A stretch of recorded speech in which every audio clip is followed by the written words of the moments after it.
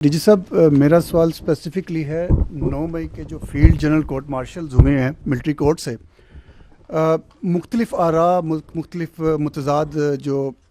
باتیں ہوتی رہیں ماضی میں کہ ان کے کورٹس میں کیس جانے چاہیے فوجی عدالتوں میں یا نہیں، لیکن بہرحال سپریم کورٹ کا جو فیصلہ آیا اس کی روشنی میں پہلے 25 اور اس کے بعد 60 لوگوں کو 9 مئی سے جو متعلقہ تھے ان کو فیصلے سنائے گئے ہیں، مجموعی طور پر 25 ہیں، 85 بن جاتے ہیں۔ کیا یہ سمجھا جائے، تصور کیا جائے کہ یہ جو 9 مئی کے معاملہ ہے ان سزاؤں کے بعد یہ اپنے منطقی انجام تک پہنچ چکا ہے؟ دیکھیں جی، 9 مئی کے بارے میں جو افواج پاکستان کا جو پوائنٹ آف ویو ہے وہ بڑا واضح ہے، غیر مبہم ہے اور مستقل ہے، اور وہ یہ ہے کہ 9 مئی افواج پاکستان کا مقدمہ نہیں، یہ عوام پاکستان کا مقدمہ ہے۔ یہ بات کلیئر ہونی چاہیے ہمیں، اس لیے کیونکہ اگر کوئی جتھا، کوئی مسلح گروہ، کوئی پرتشدد گروہ اس طریقے سے اپنی مرضی اور سوچ اور مسلط کرنا چاہے معاشرے پہ، اور اس طرز عمل کو قانون کے مطابق اور آئین کے مطابق نہ روکا جائے، تو آپ کے ہمارے اس معاشرے کو ہم کس طرف لے کے جائیں گے؟ جہاں تک آپ نے سزاؤں کا ذکر کیا، دیکھیں 2023 میں اعلیٰ عدلیہ کے فیصلے کی روح میں جو عمل تھا ملٹری کورٹس میں جن لوگوں کو ریفر کیا گیا تھا وہ منجمد کر دیا گیا۔ حال ہی میں جب یہ 7 رکنی بینچ نے اس کے اوپر فیصلہ دیا تو اس کی روشنی میں سزائیں سنانے کا عمل اب مکمل کیا جا چکا ہے، اور اس کے اندر مروجہ قانون کے تحت ثبوت اور شواہد کے مطابق اور تمام قانونی تقاضوں کو پورا کر کے وہ تمام لوگ جو 9 مئی کی ہنگامہ آرائی میں ملوث تھے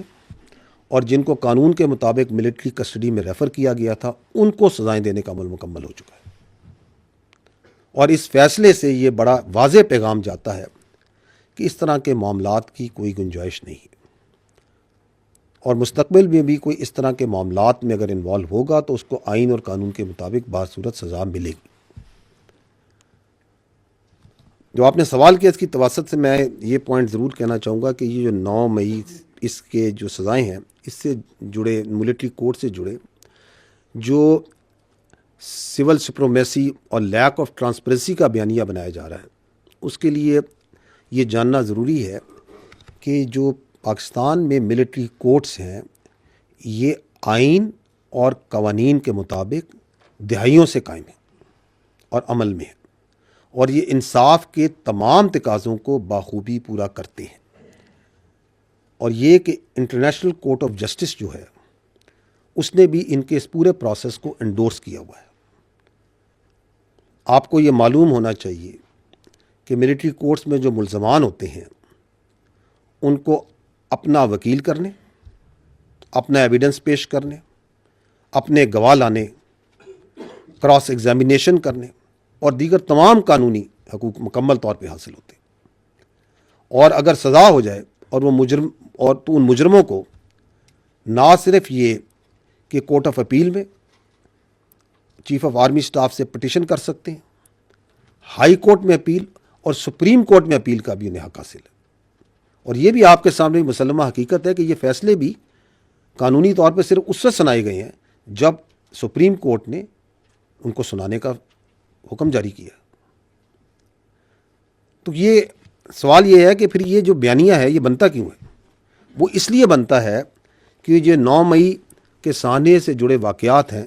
ان کا جب کوئی قانونی طور پہ اور اخلاقی طور پہ جواز نہیں ہے اور اس کو آپ کسی طریقے سے ڈیفینڈ نہیں کر سکتے،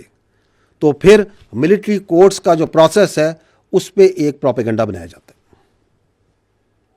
جبکہ دلچسپ بات تو یہ ہے کہ کچھ عرصہ پہلے جو ابھی ناصر اس پہ بات کر رہے ہیں وہ خود ان کورٹس کے بہت بڑے دائی ہوتے تھے۔ اور اگر انٹرسٹنگلی میں آپ کو ایک اور چیز آپ کے توسط سے بتاتا ہوں کہ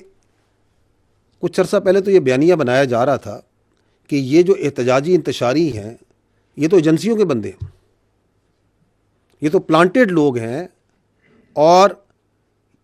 یہ کسی بڑی گہری سازش کے تحت فوج نے خود حملے کروائے ہیں، فالس فلیگ. تو چلیں اگر یہ ہم نے اپنی ایجنسیوں کے بندوں کو خود اپنے قانون کے تحت سزائیں دے دی ہیں تو ان انتشاریوں کو تو خوش ہونا چاہیے. اب وہ پریشان ہے اس لیے کیونکہ اپنے اقتدار کی ہوس میں وہ منافقت اور فریب کی آخری حدوں کو کراس کر چکے ہیں. دس از دی پرابلم. اور اب یہ جو اینٹی ٹیررسٹ کورٹس ہیں، ہم یہ چاہیں گے کہ اس کے اندر بھی جو 9 مئی سے جڑے واقعات میں جو لوگ ہیں ملوث ہیں، جن کے مقدمات ہیں، ان کو اپنے انجام تک پہنچنا چاہیے. اس کی وجہ یہ ہے کہ اگر آپ دنیا میں نظر دوڑائیں تو ابھی اس سال یہ جولائی 2024 میں جھوٹی پوسٹوں پہ لندن میں، انگلینڈ میں، برطانیہ کے اندر وہ کیا کہتے ہیں نسلی فسادات ہوئے، تو کتنی سرعت کے ساتھ بالغ انکلوڈنگ نابالغ لوگوں کو سزائیں دی گئی. 2020 میں جب کیپٹل ہل پہ حملہ ہوا تھا تو سینکڑوں لوگوں کو کتنی سپیڈ کے ساتھ سزا دی گئی. اس سے پہلے آپ کو لندن رائٹس یاد ہوں گے، آئی تھنک 2011 1200 سے زیادہ لوگوں کو سزائیں دی سپیڈی جوڈیشل سسٹم میں. 2020 میں یا نہیں 2023 میں آئی تھنک وہ فرانس کے فسادات ہوئے، 700 سے زیادہ لوگ کورٹس بیٹھے، دنوں میں انہوں نے سزائیں سنائی. اور باہر کے ملکوں میں بھی باشمول امریکہ اور برطانیہ میں جس طرح پاکستان میں ملٹری کورٹس ہیں، وہ بھی ان کے قوانین کے مطابق بخوبی اپنا کام انجام دیتے ہیں. تو کہنے کا مطلب یہ کہ اگر آپ حقائق کو دیکھیں تو باہر کی دنیا میں اسپیشلی مغربی ممالک میں جو سیاسی انتشاری ہیں ان کو کوئی سپیس نہیں دیتا، نہ کہ ان کو سپیس دیں اور بلکہ مزید ان کو انتشار پہ سیاست کی اجازت دی جائے. اور یہ جو بچے ہیں جو آپ نے یہ بات کی، یہ تو نوجوان بچے جن کو زہریلا پروپیگنڈا کر کے، جن کو ریاست کے خلاف، اداروں کے خلاف کھڑا کیا گیا، ان کے جو والدین ہیں اور پیار کرنے والے، ان کے محبت کرنے والے ہیں، ان کو یہ دیکھنا چاہیے کہ کس طرح ان کو استعمال کیا گیا اپنے مخصوص سیاسی ایجنڈے کے لیے، اپنے اقتدار کے لیے، اپنے مقاصد کے لیے. اس کی بھین چڑھایا گیا. یہ نوجوان تو ہمارا اثاثہ ہیں، بجائے اس کے کہ ان کو تعمیری سوچ دی جائے، تعلیم دی جائے، ان کو سکلز دی جائیں، کچھ لوگ اپنی سیاست کے لیے ان میں زہر ڈالتے ہیں، زہریلے پروپیگنڈے سے ان کے اندر کرتے ہیں. تو جو اس بیانیے اور پروپیگنڈے کی بنیاد رکھتے ہیں، اصل ملزم تو وہ ہیں. اور اسی لیے انصاف کا سلسلہ اس وقت تک چلے گا جب تک 9 مئی سے جڑے منصوبہ ساز اور اصل گھنونے کرداروں کو آئین اور قانون کے مطابق کیفر کردار تک نہیں پہنچایا جائے گا. کیونکہ پاکستان اور پاکستانی قوم اس جیسے کسی سہانے اور ایسی انتشاری سیاست کی اجازت نہیں دے سکتی.